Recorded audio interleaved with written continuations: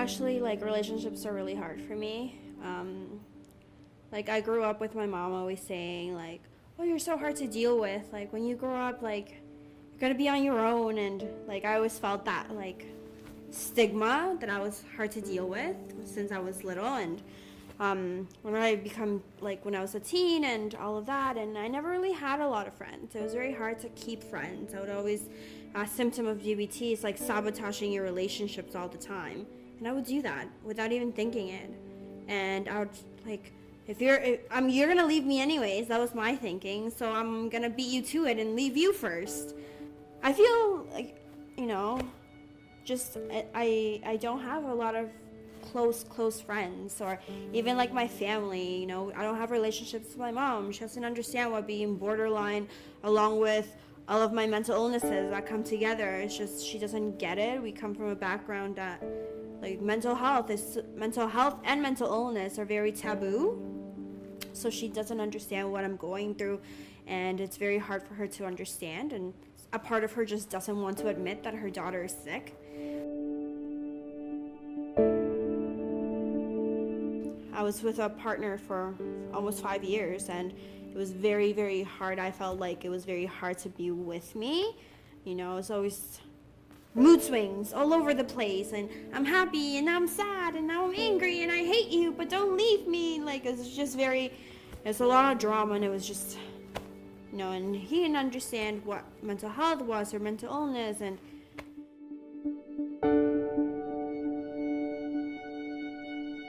for me, the word acceptance, it's like you're accepting someone. Like, you don't like them, but you have to accept them. It's like tolerating them. Like, I feel like a family should love you and should love every piece of you. They don't have to accept you. They just have to love you. Acceptance is just like, it comes after there's tolerating and then there's accepting. What is there to accept? I'm your daughter. I'm your friend. I'm your lover. You just gotta love who I am. There's nothing to accept. There's nothing wrong with me in the first place.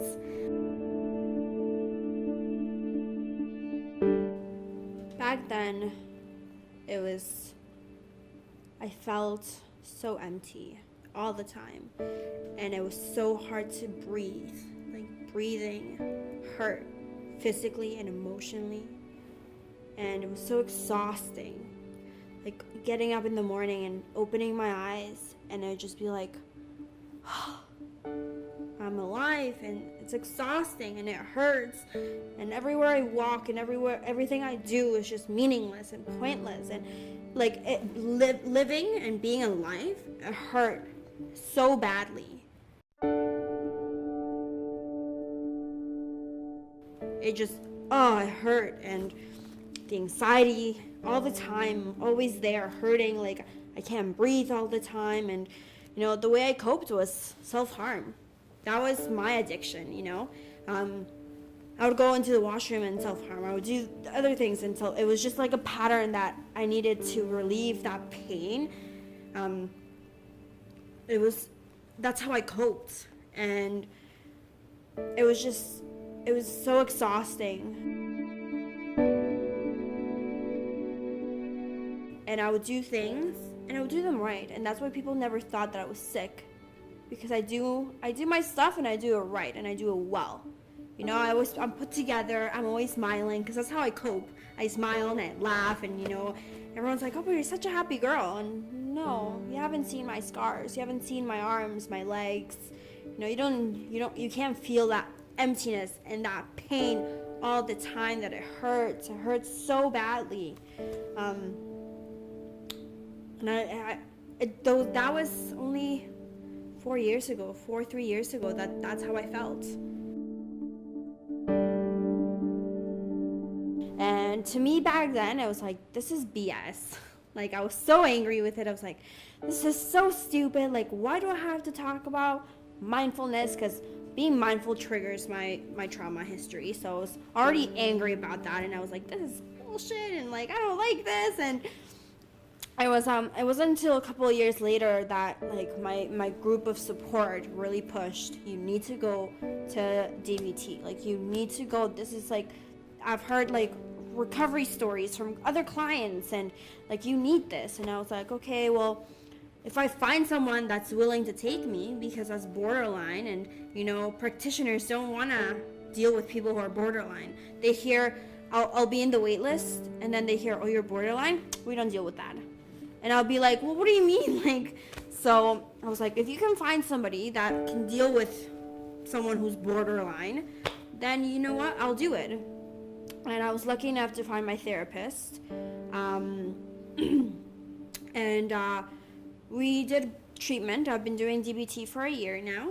And at first I was like, this is so stupid. Like, what do you mean, like, distracting myself and emotional regulation? And, I felt like I was being labeled this borderline. And, like, I felt like people didn't see me anymore. They didn't see Maria. They saw someone who was borderline. And I was getting angry at that. And we moved, like, through the pillars of DBT. And there was, like, the distraction piece and emotional regulation and all of that. After I started going through it and I'm halfway through it, it's actually, I don't think about it anymore. I don't think about when I'm doing it. Like, I think I never do it. But when I go back to my therapist, she's like, so tell me, how's your week? And I'll tell her this happened. She's like, how do you deal with it? And I was like, I don't know. I watched The Lord of the Rings. And she's like, do you know that that's distraction? Or do you know that you're being mindful? Or do you know that you're using wise mind? And I was like, really?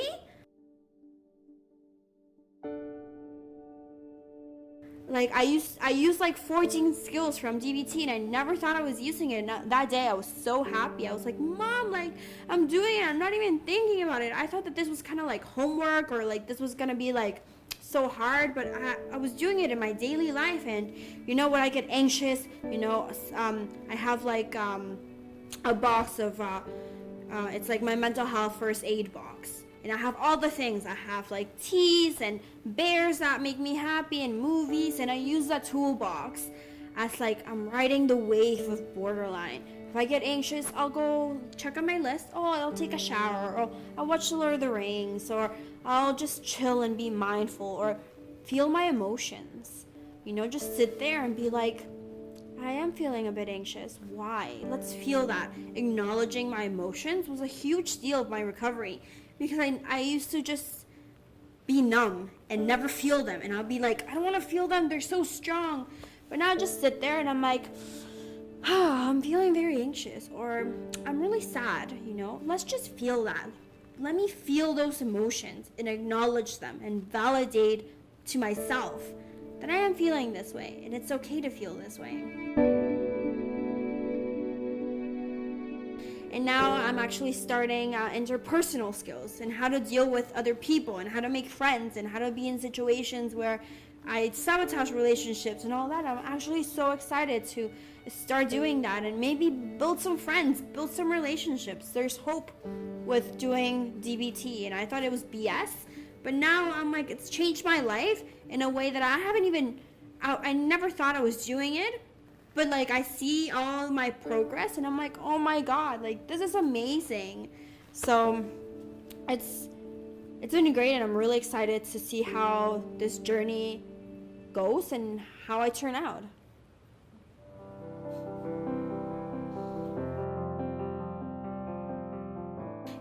People always see that I have scars on my hands and I must be crazy or a psycho or this and that, and no, I'm just me. I love pandas and I love soccer and gymnastics, and I'm a regular person. I can just chill and watch movies, and I'm normal. I'm Maria, and I wish people would see that I'm not my labels. I'm not my past. I am my future, and I am gonna be the greatest person that I can be for others who don't have to go through all the crap I went through. I want to build that pathway that people don't suffer like I did. People don't have to advocate for themselves when they're 12 years old and they have nobody. I want to be that person who helps them. So, yeah, I'm me.